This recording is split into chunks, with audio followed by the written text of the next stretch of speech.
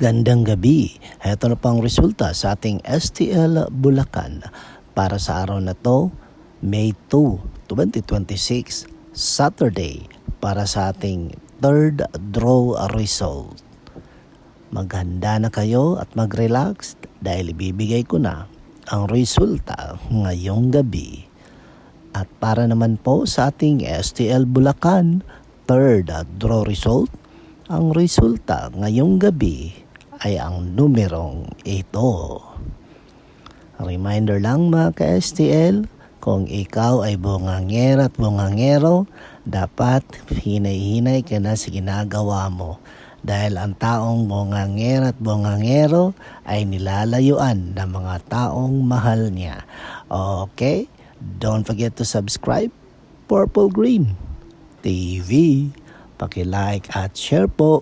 Thank you.